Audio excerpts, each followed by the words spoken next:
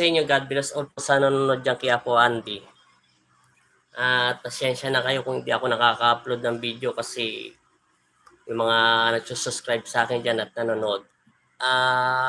Busy kasi ako maggawa ngayon ng mga pangontra at busy din ako sa paggawa sa mga nagpapadasal. At yung ilang araw na akong naggamot pero hindi ako kumukuha ng video. At nagpapasalamat pa rin ako at lagi po kayo nandyan nanonood sa akin. At paki-follow na lang yung Tatak Albularyo sa Facebook page ko po. Kung gusto niyo po mag-message sa magpapagamot, pwede rin po doon kay Andel Ortinis sa Facebook. Account ko naman po yun. At nagpapasalamat ako ng buong puso sa inyo na lagi kayong nanonood. At God bless po sa inyong lahat. At kaya lang po ako nag-live kasi marami nagtatanong nito sa Facebook account ko po eh. Ang sabi po kasi ay napakasimple lang. Paano po ba tumawag ng... ito pala. Maganda nga ito. Konti lang po itong may hatag ko lang sa inyo at ibabahagi. Kung paano ko po daw nakuha ang kapangyarihan na pinagkalob sa akin ng Panginoon Kristo sa ngalan ng Panginoon Jesus Nazareno. Hindi ko po to binigay sa akin bagkus ipinagkalob ng Panginoon Kristo. Meron pong pinagkalob po sa akin to at nakatakda na po to. At nagtatanong din po sa akin kung paano ko po natatawag ang mga mangkukulam o mga bad spirit. Hindi ko po minsan tinatawag yun eh. Kasi may aura na po doon sa loob ng tao. Nadiditik at nakikita ko po minsan yon. Kaya nauhugot po sila ng mga anghel ng Diyos. Yung gusto pong sinasabi nila na paano matutunan ng pagkakapangyarihan. Marami po kasing manggagamot na sinabi ng Inang Solomiko na mayroong kakayahan. Lahat naman po tayo nito. Pero yung iba po, hindi makontento sa kapangyarihan na pinagkalob ng Panginoon Kristo. Mas maganda yung bigay po ng Diyos. At alam po ng Panginoon Kristo na itong kapangyarihan ay ibibigay sa iyo, ay magagamit mo to sa kabutihan para tumulong sa kapwa mo. Kung nagtatanong kayo, yung iba nagtatanong sa akin sa Facebook, Andel Ortinis ko po, kung may bayad po, wala kasi inutos ang aking ama. Sa importante, nakakatulong lang ako sa paggagamot. Kung mayroong magdonasyon, okay po, salamat. Mahirap po maggamot basta-basta. Yung gusto nyo matuto sa paggagamot, dadaan po kayo sa matinding butas talaga. Maraming bagay na hindi nyo alam talaga ang paggagamot sa espiritual. Kung kayo ay nakakapagpalayas na ng mga mangkukulam, nakakausap nyo na to, hindi pa ho yun ang perpektong kapangyarihan. Kasi marami po akong kilala manggagamot na bago ako pinakilala sa akin ng Inang Solomiko at ng Nanay Maria Santos ko, tsaka ni Tatay Arturo, at tsaka ni Tatay Ernesto, lahat po yun. Marami rin silang kaibigan na nangangarap makausap ang Panginoon Kristo. Na binigyan na sila ng kapangyarihan at gusto pa nilang higitan ng mga kaibigan nila. Doon po nakakapahamak ang isang tao. Kasi ang binigay sa ng Diyos, alam naman ng Panginoon Kristo kung talagang karapat-dapat kabigyan nito ng karunungan at kapangyarihan. Kasi po ang pinakamahirap na subo ng kapangyarihan ng Panginoon Kristo, yung nagtatanong sa akin, hindi ko nasasabihin sa yung pangalan mo, lagi ka naman nagme-message sa messenger ko sa Andel Ortinis. Ito po kasi, pag nasubo mo na po yung bato na ibibigay galing sa bundok, nasa kalahating antas ka na ng kapangyarihan.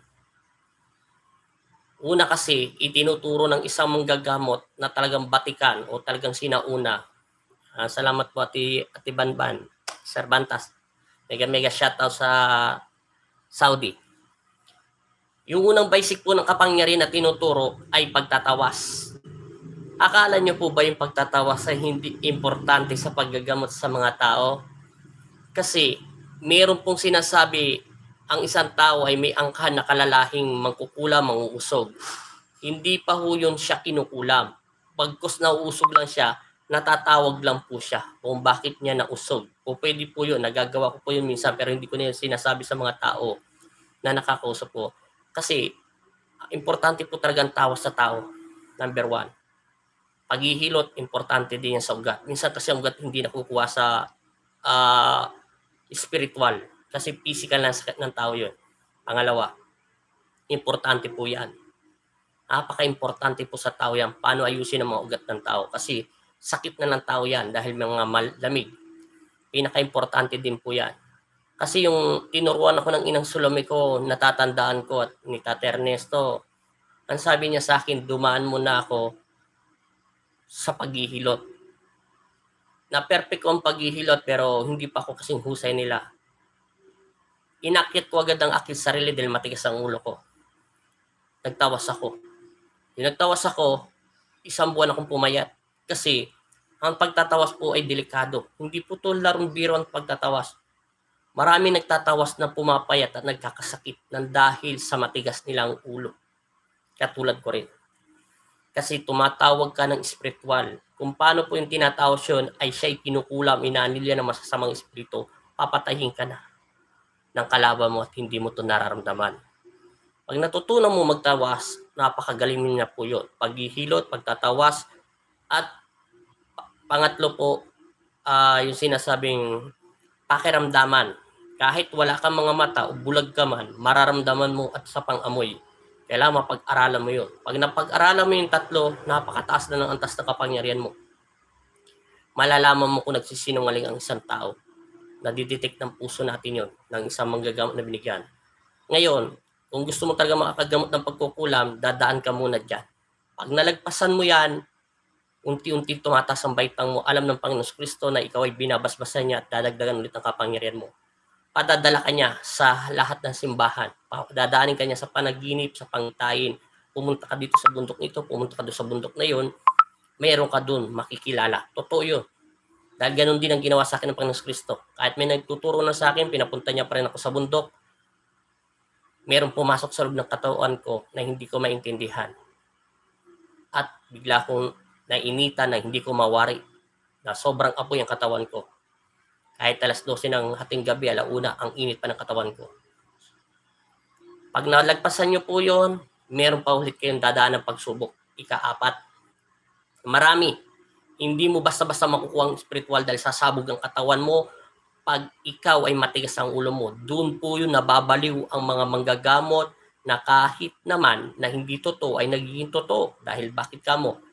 Sinobra nilang antas na kapangyarihan nila na hindi pa kaya papasukin sa ulong katawan mo. Sasabog ang espiritu natin dahil sa sobrang kasalanan natin. Nililinis pa ko to. Yung kaya-4, susubuan ka na ng bato na puti. Maaari kung yung nagturo sa'yo ay meron siyang subong puting bato at pangangangahin ka niya, yun po yun. Ilalagay na hindi mo pwedeng hawakan ng kamay mo. Madulas lang po yun. Pag nasubo mo po yun at pumasok sa puso mo yun, doon mo na makikita ang lahat ng hindi mo pa nakikita sa tanan ng buhay mo. Pag napaglabanan mo yon, atakihin ka dahil kukunin sa'yo yon. Bago mo masubo yung batong maputing yung kumikinang yun, dadaan ka sa matinding pagsubok. Atakihin ka ng mga kalaban mo na hindi mo nakikita at hindi sila magpapadama sa'yo kahit malakas ang pandama mo. Kahit tulog ka, atakihin ka nila. Dahil pipilitin lang hindi ka magtagumpay at aagawin nila ito. Marami pong ibig sabihin sa paggagamot. Yun lang po ang masasabi ko muna sa inyong lahat. Kung gusto niyo po talaga matuto maggamot, dadaan kayo sa matinding pagsubok sa 4 na baitang. Kahit sinasabi nila na kaya kong tumawag ng mga espiritu, at saka po yung mga magkukulam, pag ang totoong magkukulam ay may subo o may magdarasal, sila po ay magkukulam kung nagdarasal sila sa kadiliman. Pero pag usog lang ito, hindi naman po agad kinukulam yun eh. Lahat ng tao, yung mga sinaunang tao, may lahi talagang mga usog. Kasi sinasaktan mo sila. Pag sumuko na sila, sumuko na. Tapos yung tatanggapin nyo po yung kapangyarihan nila, sasabihin nyo, akin na yung kapangyarihan mo at ilagay mo sa akin. Hindi sila tanga. Sasabihin nila, oo. Pero hindi nila ibibigay yung kapangyarihan nila. Makontento tayo sa kapangyarihan na pinagkaloob ng Diyos. Yun ay mabuti para sa atin at alam ng Diyos. Yun po yun ang totoo. Pangalawa, uutusan mo yung mga duwende kapre para maging alipin mo. Hindi po sila tanga. Utuin ka lang nila. Ang mga elemento ay tuso, katulad rin ni Satanas. Hindi nila magpapautos sa tao yun. Maaari kung nakikita mo sila, Alam mo kung nasaan sila. Naririnig mo sa utak mo, nagagamit mo ang mental telepathy mo at spiritual mo, physical mo at spiritual ng Diyos. O pwedeng mautusan mo sila sa ayos sa gusto nila dahil alam nilang mabuti kang tao. Nadidetect nila. Hindi sila magpapakita sa iyo kung ikaw ay masama at alam nilang gagamitin mo lang ang kapangyarihan nila upang utusan, gamitin ito para manakit o utusan mo sila. Hindi mga tanga ang mga elemento. Ibang mundo nila sa mundo natin. Marami pa kayong iba na hindi nyo pa alam. Hindi sila basta nauutusan. Ang Diyos niya hindi nila kinikilala. Tayo pa kaya mga anak nilang tao lamang. May mga elemento rin mababait. Yun nga lang sila yung mga mapuputi. Tuso ang mga itim at pula. Lalo po ang mga pula.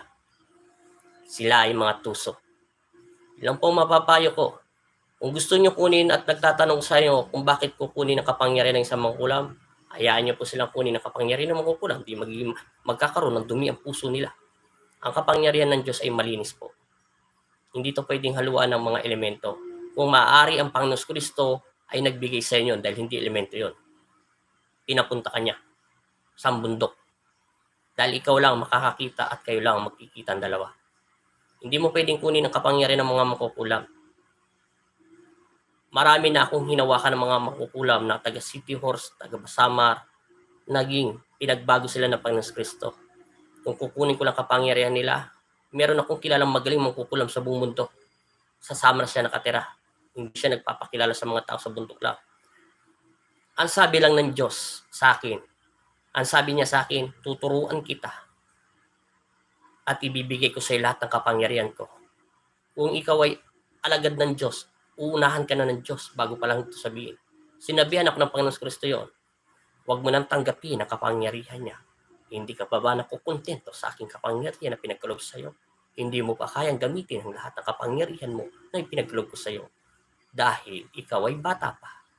Darating ang panahon at matututunan mo lahat yan. Dahil yan unti-unting gagapos sa iyong puso at ako yun. Kaya nakontento ko sa kapangyarihan ng Diyos. Kasi ang mga magkukulam, may lahi pa rin sila at dugong tumatalaytay ng mga masasama. Pwede mo silang pagbaguhin sa salita at pag-ibig ng Diyos. Kung utusan mo at gusto mong kaibigan ng mga kapre, sinasabi nila sa akin, bakit ako ganun wala? Hindi ko sila kailangan. Sila ay matuso. Kahit nakikita ko sila, hindi ko sila kinakausap. Kahit sa mga puno at nararamdaman ko sila. Dahil sila ay hindi sila pwedeng pagkatiwalaan.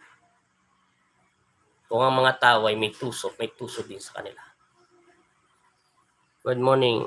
Evening po, Apo Andy. God bless po. God bless din sa iyo, Arnold, Camo, at Ati Cervantas. Mega shoutout sa Pasay din. Yun lang masasabi ko sa inyo. Yung gusto matuto sa paggagamot, dadaan ka sa 4 na butas. Pag hindi mo na paglabanan yon, aatakihin ka ng kalaban mo. Pag tulog ka, hindi mo na mamalaya nakapasok sila sa loob ng tahanan mo. Marami na rin akong nakilala manggagamot dito sa Pampanga sa amin. Sinabihan ko sila, kung ikaw ay gusto mo maggamot ka at magdasal ka na magdasal at ibibigay ng Diyos. Pero kung ito lang pang sarili mo at gusto mo lang ipakita sa tao, huwag mo nang ituloy. Iyan ang ikapapahamak mo at ikamamatay mo. Dahil minsan, ang demonyo ay si tuso yan. Lahat ng salita ay alam niyan. Ang hindi na niya magawa ang lumuhod sa Panginoon Kristo. Atakihin ka niya. Hindi niyo ba napapansin ng ibang manggagamot ay sila ay tumatanda at lumulubog ang kanilang mga mata at ang tumputing mata natin ay umiitim dahil sa kasamaan na kapangyarihan at hindi sila makontento. Yun ang totoo. Ang kapangyarihan ng Diyos ay walang hanggan pag-ibig. Ito ay dapat lamang. Ang kapangyarihan na pinagkaloob sa'yo ng Diyos ay alam niya ito sapat sa physical, spiritual mo. At alam niya to na kaya mo to gampanan at alam niya to na hindi mo to gagamitin sa kasamaan. Kasi kung maghahanap ka ng kapangyarihan at uutusan mo yung mga kapre, duwende at gusto mo kunin ang kapangyarihan nila o magkukulang man sila, etc. kung sino ba sila, hindi ka anak ng Diyos. Dahil ang anak ng Diyos ay kontento kung ano man nararapat. Yung kapangyarihan lang, marami na nagbigay sa akin yan. Hindi ko sila tinatanggap. Dahil alam ko sa sarili ko, ang Diyos pa rin ang makapangyarihan sa lahat. Ang lahat yan ay mawawala at may hangganan.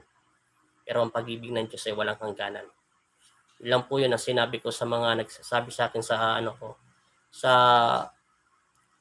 Andel Ortiz ko sa Facebook. Walang problema kung gusto nyo matuto. Nasa sa inyo lang yan. Kanya-kanyang abilidad ng tao.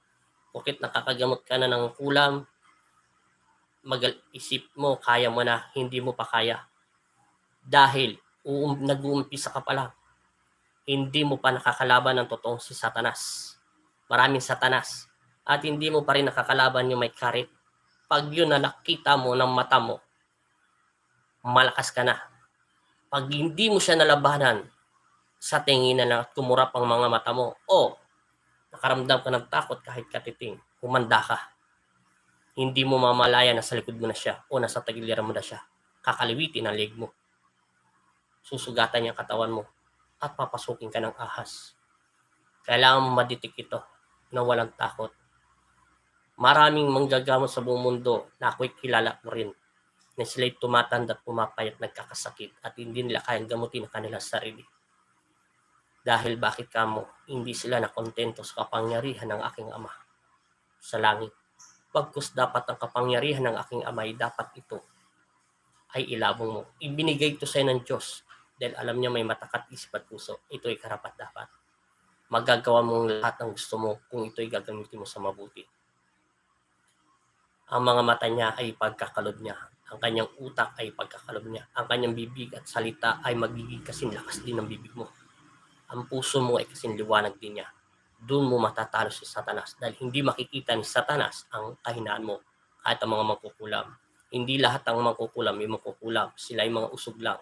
Pag sumuko na sila, minsan manloloko sila dahil sila ay mangkukulam. Pakaramdaman mo ang kanilang spiritual kung nagbabago o lumiliwanag at nawawala yung kadiliman. O pwede mo silang kausapin na magbago alang-alang sa Panginoong Kristo at sa kanyang katawan at sa mga tao. Pero pag alam mong hindi ito magbabago, mararamdaman mo yon. Alam mo ang dapat mong gawin. Ibinigay na sa iyo ng Diyos ang pasya kung anong dapat mong gawin. Kung gusto mo patayin, patayin mo. Kung ayaw mo, tanggalan mo ng kapangyarihan, lumpuhin mo, pala ka. Nasa iyo ang desisyon bilang sa manggagamot ng Diyos. Dahil ang Diyos ay pag-ibig. Walang sino man makakatalo sa Kanya. Kaya nga ayaw sa Kanya ni Satanas dahil alam niyang hindi niya maisahan ang Panginoon Kristo. Dahil ang Diyos ay sobrang bait. Yun lang po. Maraming salamat po sa panonood dyan. At pasensya na kayo at hindi ako nakakapag-upload ng video ko ngayon kasi bukas maggagawa na po kami ng patungan ng altar. At maraming salamat po sa lahat. Sa lahat ng tumulong at nagdonasyon sa altar. Kaya po Andy at sa Facebook page po na Tatak Albularyo. Pakipollow, lang po. Maraming salamat po sa inyong lahat at ganun din po sa inyong pamilya. Lahat po ng nanonood nito ay naway pagpapalain kayo ng Panginoon Kristo na malayo kayo lahat sa sakit, trahedya, sakuna, disgrasya, panganib. Ganun din sa inyong pamilya. Nawa ang Panginoon Kristo maghari sa inyong buhay at magpasawalang hanggan. Amen. At kapayapaan nawa ang unat maghari sa ating buhay at hindi sakim. Yun lang po. At maraming salamat sa inyo. Arnold Camo at Ati Sarbantas. Tibanban. God bless po sa inyo at lagi po kayo mag-ingat dyan at ganun rin sa iyo. Arnold Camo sa iyong trabaho.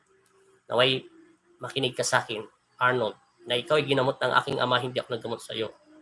Maging payapa ang iyong isip at puso at ibigay mo ang para sa aking Ama, ibibigay niya para sa iyong trabaho at ganun din sa iyong pamilya. At ganun din sa iyo at isa pantas. Pagpalain nawa kayo ng Panginoon Kristo sa inyong kabutihan at ganun din po. Mega shoutout sa Toronto, Canada.